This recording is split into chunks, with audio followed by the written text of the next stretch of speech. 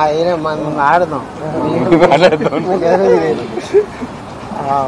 Media మిత్రులందరికీ చాలా thanks అండి. నిన్న మీరు షో చూస్తాం, నేను కూడా వచ్చాను, మీరు చాలా బాగా ఎంజాయ్ చేశారు. అవునా? అవును సార్.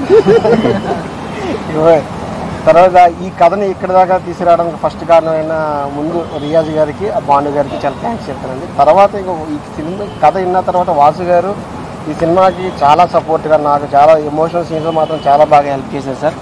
చాలా అంటే కామెడీ కూడా చేశారు అనుకోండి, ఎమోషన్ అది కూడా చేశారు.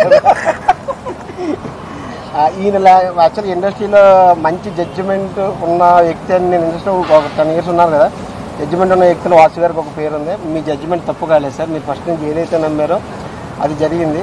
అప్పుడప్పుడు కొంచెం ఎడిటింగ్ రూమ్లో ఇబ్బంది పెట్టినా కానీ చాలా బాగా విన్నారా అరవింద్ గారు డైలాగ్ పడింది?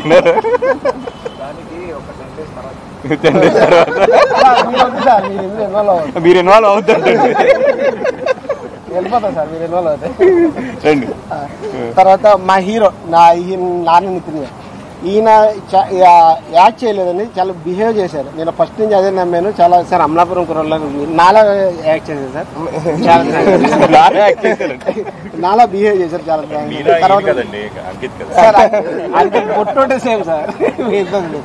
తర్వాత నయన్ సార్, మేము చాలా మంది అమ్మాయిలందరినీ చాలా మంది ఆడిషన్లు చేసాం, కానీ ఈ అమ్మాయి మాత్రం పర్ఫెక్ట్ యాప్ట్ అనేది మేము ఫీల్ అయ్యాము. అదే ఇప్పుడు స్క్రీన్ మీద ప్రూవ్ అయింది.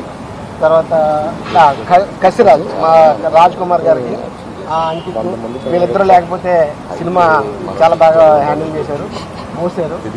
మా విజయ్ గారు కూడా చూసి చాలా బాగుందని చెప్పి చాలా బాగా హ్యాండిల్ చేశారు. అందరికీ థ్యాంక్స్.